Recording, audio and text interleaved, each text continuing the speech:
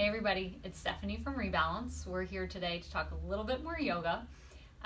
We see quite a few people in the clinic who come in with different types of issues, either with their head and neck or with their shoulder, and they may not realize how they are performing certain positions in their yoga practice could be contributing to the issues that they're having.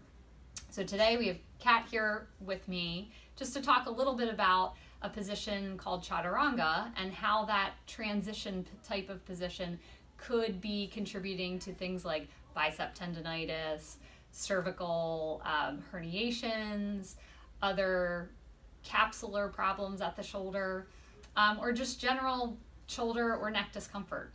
So what I'm going to have Kat do here is demonstrate for you the position of Chaturanga and how sometimes we use too much of the front of our shoulder to do the stabilizing for us and not enough of the back of the shoulder, and the balance of those two when they're kind of out of whack, how it can put a lot of stress on the front of the shoulder joint. So I'm going to have Kat descend down into her Chaturanga, and you see how her neck position and her shoulder is a little bit more strained in that forward position or spot. And what happens is a lot of people will go into their Chaturanga with moving their shoulders almost into their hands. And you can see as I do that, my shoulders come forward, way forward in the socket. And that can put a lot of stress on things like the bicep tendon and the front of the shoulder capsule. And it also, as you could see with Kat, causes her to almost move her neck a little bit more forward too, putting a lot of strain on the neck itself.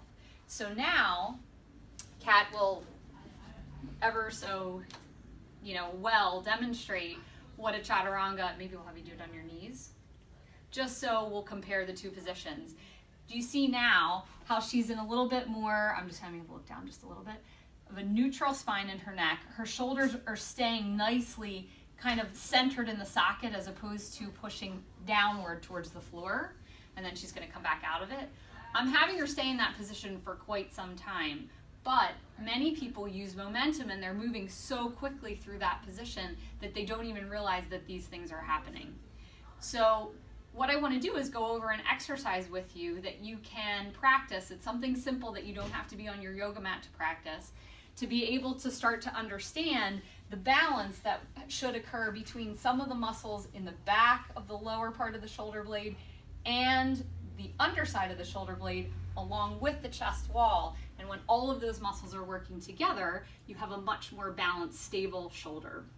So the first thing that we're going to do is I'm going to have you take your elbows up to, a position of 90 degrees so they're in line with your shoulders. And we want to make sure that the elbows aren't moving too far behind the shoulder joint, that they're just nicely in parallel with them.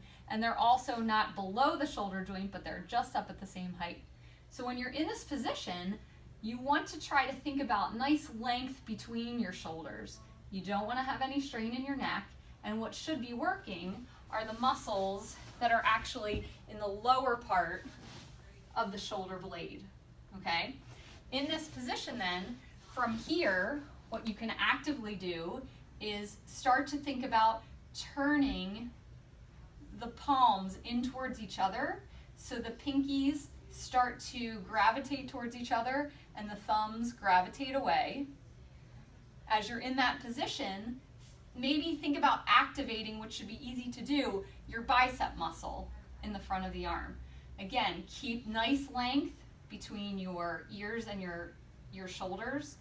Think about nice activation through the shoulder, the lower shoulder blade muscles.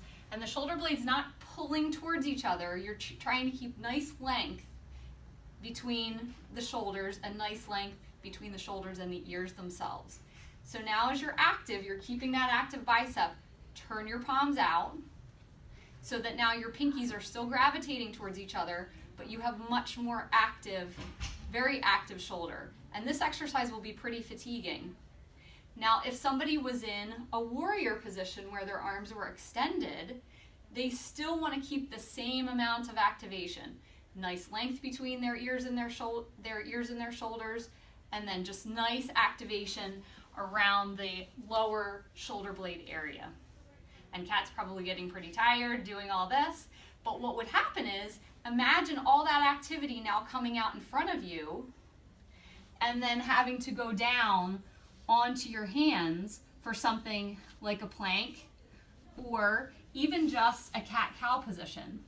So that amount of activity is the amount of activity we actually want to take into a lot of our weight-bearing arm positions to help keep that shoulder kind of centered in the socket. And this helps keep that balance between those shoulder blade muscles. So they're just some little tips and a very kind of brief type of exercise to be able to start to make you aware of maybe what muscles you are using or you aren't using to help you with good shoulder stability with your yoga practice. We have a lot of other exercises that we could talk about. If you have more questions or you feel like you want to discuss this with us a little bit more, feel free to give us a call or schedule an evaluation. There's a lot that could be helped, or people that could be helped with their yoga practice doing things like this, and to save and really spare the health of your shoulder, I think is so vital, because there's a lot of people out there getting injured while they're practicing yoga. Thanks for joining us today.